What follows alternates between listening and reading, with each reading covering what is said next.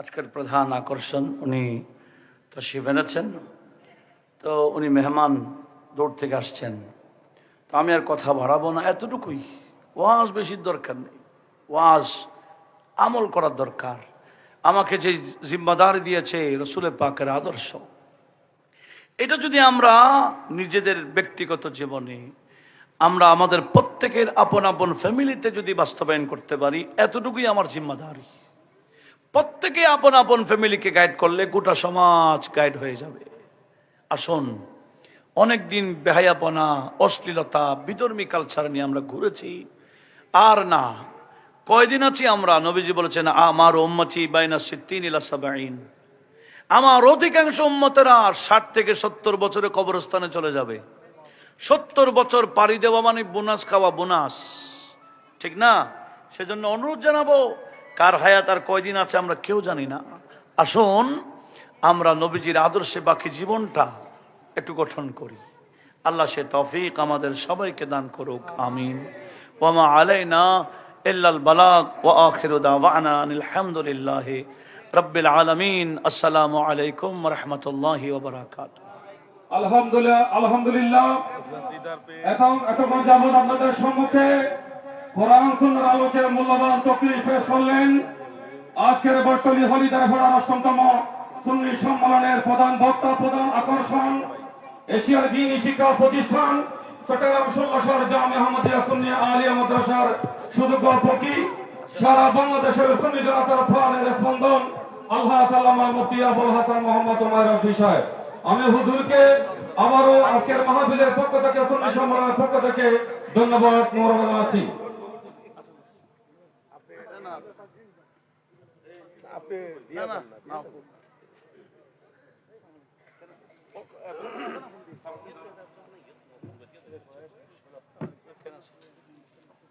সম্মানিত প্রিয় উপস্থিতি, আজ প্রধান আকর্ষণ, প্রধান বক্তা হুজুর আজকে 3 জন ছাত্রকে দস্তারবন্দি ফজিলত প্রদান করবেন। আমি তাদের নাম ঘোষণা করতেছি। মোহাম্মদ জিহাদুল ইসলাম, পিতা আহমদ নূর, ঠিকানা হলিদের পড়া, আনোয়ারা, চট্টগ্রাম। 2 নম্বর আব্দুল্লাহ আল শিহাব, পিতা শামসুল আলম, ঠিকানা বরুণথড়া, আনোয়ারা, চট্টগ্রাম। 3 নম্বর ইসমাকুর রহমান জিহান, পিতা বশির আহমদ, ঠিকানা হলিদের পাড়া, বটতলী, আনোয়ারা, চট্টগ্রাম। 3 জনকে প্রধান আকর্ষণ হুজুর আল্লামা মুফতি আবুল হাসান মোহাম্মদ ওমর হুজুর এবং আমাদের প্রধান আকর্ষণ আল্লামা মুফতি আলাউদ্দিন জাহাদি হুজুর, তাদেরকে দস্তারবন্দি হাফেজ হওয়ার জন্য তাদেরকে দস্তারবন্দি পাগড়ি প্রদান করতেন। সবাই বলেন মারহাবা, বলেন মারহাবা, মারহাবা, সবাই বলেন মারহাবা। তাদের 3 জন ছাত্রকে আপনারা সবাই দোয়া করবেন, সামনের দিকে তারা এগিয়ে যেতে পারে, তাদের জন্য সবাই দোয়া করবেন। এই মাদ্রাসার ইসকে মোস্তফা মালিকিয়া মোহসানিয়া সুন্নিয়া মডেল মাদ্রাসার প্রতিষ্ঠাতা মোহাম্মদ ভাই, ইমরান ভাই, তাদের জন্য দোয়া করবেন। আল্লাহ তাদেরকে প্রতিষ্ঠানের জন্য হায়াতে অবদান করুক, শিক্ষা প্রতিষ্ঠানকে আরো উজ্জ্বল কামে করুক। সবাই বলুন আমিন। শেষ।